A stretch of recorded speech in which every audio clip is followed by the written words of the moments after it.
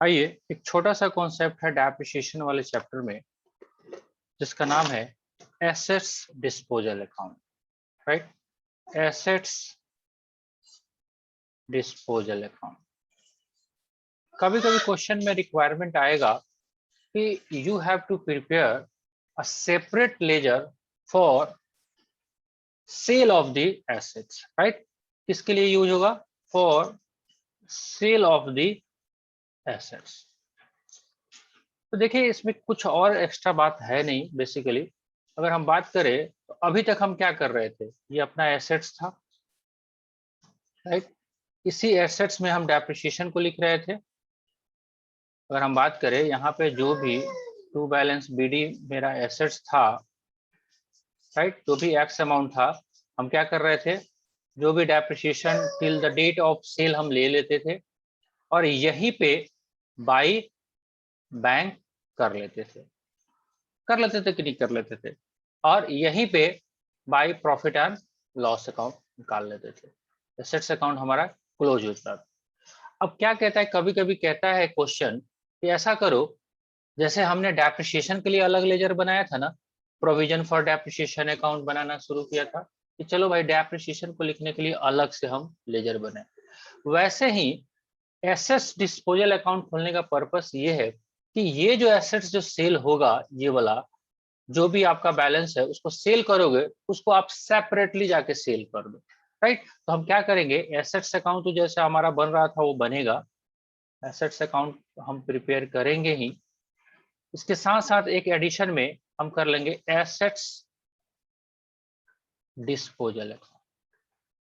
नाम से ही पता चल रहा है एसेट्स को डिस्पोज करने के लिए एक अलग से लेजर बनाना। तो हमारे पास जो भी बैलेंस था, बैलेंस बीडी यहाँ पे जो था, उसको अब हम यहाँ पे सेल परचेज ना करके यहाँ पे अपना डेप्रिसिएशन वगैरह लगाएंगे, और जो बैलेंस जो फिगर है वो कहाँ ट्रांसफर कर देंगे, एसेट्स डिस्पोजल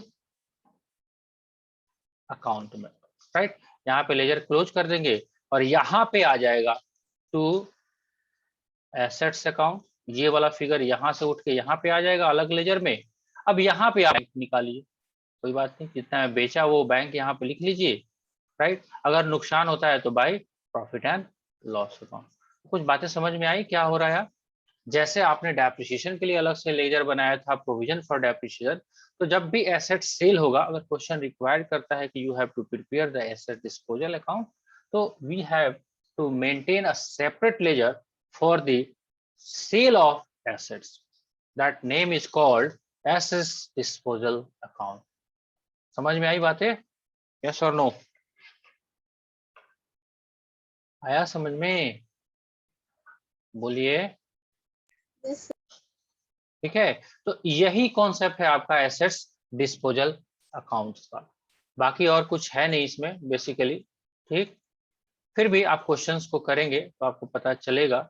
उसके ऊपर जो बेस क्वेश्चन है, आपको थ्योरी नोट्स जो दिया हुआ है वो भी एक बार देख लीजिए। इसमें भी मैंने चर्चा किया हुआ था एसेट्स डिस्पोजल अकाउंट्स का। एक बार आपको व्यू करा देते हैं हम।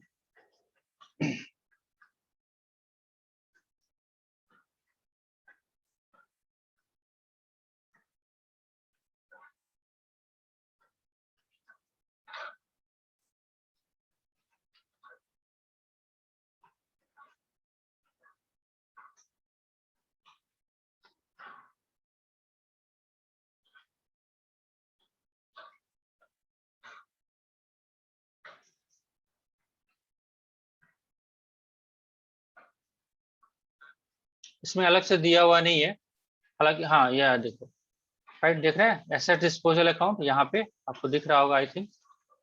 हम हाईलाइट कर देते हैं, देख रहे हो आप, asset disposal account for disposal of an assets. अगर हम एसेट्स डिस्पोजल अकाउंट खोलने की बात करते हैं तो एसेट डिस्पोजल में एसेट्स से आ जाएगा, जो भी डेप्रिसिएशन है उसको यहाँ पे एक्यूमुलेटेड डेप्रिसिएशन को यहाँ पे लिख के, और जो भी फायदा नुकसान होगा हम कैलकुलेट कर लेंगे। तो आई थिंक इसके ऊपर आपको क्वेश्चन करना चाहिए। इसके अलावा भी कोई कॉन्सेप्ट आपको दिख रहा है, देखिए एक बार नोट्स में, बुक में, एसेट डिस्पोजल अकाउंट्स के अलावा दो तीन पेज पलट के देखेंगे एक बार आप।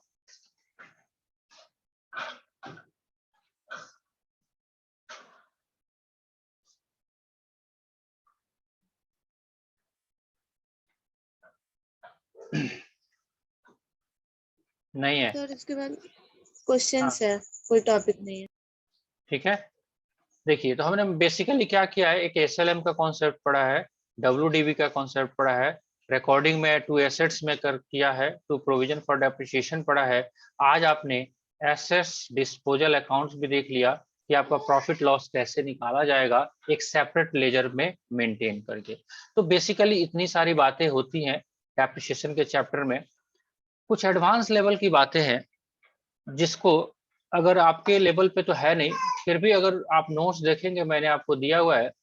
देखिए जो भी ये डेप्रिसिएशन का चैप्टर है इस पे अकाउंटिंग स्टैंडर्ड 6 लगता है।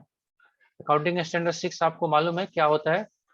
अकाउंटिंग स्टैंडर्ड क्या है? आईसीएआई जो institute of chartered accountant of India है, वो अकाउंटिंग की एपेक्स गवर्निंग बॉडी है। उसने रूल्स एंड रेगुलेशन कुछ फ्रेम किए हैं जिसमें रूल नंबर 6 जो है वो अकाउंटिंग स्टैंडर्ड 6 के नाम से जाना जाता है।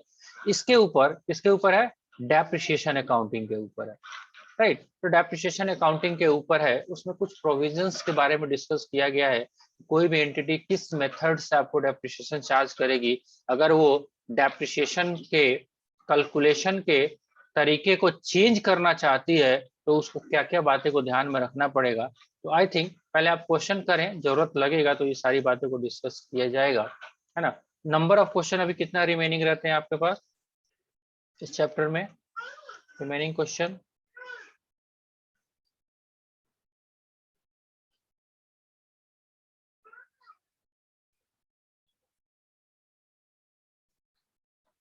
सर 25 से 30 तक। 25 से 30 तक। तो आई होप सो कि आप लोग कर लेंगे। आज 1 अक्टूबर है, कल 2 अक्टूबर है, परसों संडे है, राइट। तो 1 से 2 दिन में अगर आप फिनिश कर लेते हैं तो मंडे ऑनवर्ड हम लोग न्यू कॉन्सेप्ट स्टार्ट कर सकते हैं, राइट। ठीक है, यस सर। चलेगा बात। चलिए, तो आज आप हम लोगों ने थोड़ा सा एक बेसिक टॉपिक डिस्कस कर लिया, इसका नाम है एसेट डिस्पोजल अकाउंट। तो इसके ऊपर जो क्वेश्चन बनते हैं रिमेनिंग, आप चैप्टर को फटाफट फिनिश करें। आपसे एक और भी रिक्वेस्ट है, एक दिन आप multiple choice question MCQ questions को भी करेंगे और उसको शेयर करेंगे पीडीएफ या जेपीजी फॉर्मेट में। उसमें से कुछ बातों को डिस्कस किया जाएगा, क्लासरूम में आपसे पूछा जाएगा, राइट। तो एमसीक्यू क्वेश्चन को भी करना बहुत इंपॉर्टेंट है, इससे आपका कॉन्सेप्ट बहुत अच्छे तरीके से बिल्डअप हो सकता है। तो ध्यान में रखिएगा, हर चैप्टर में हमको मल्टीपल चॉइस क्वेश्चंस भी करने हैं, फिल इन द ब्लैंक्स अगर दिया हुआ है वो सब करने हैं, जिससे आपको कॉन्सेप्चुअली थोड़ा सा डेवलपमेंट हो सके।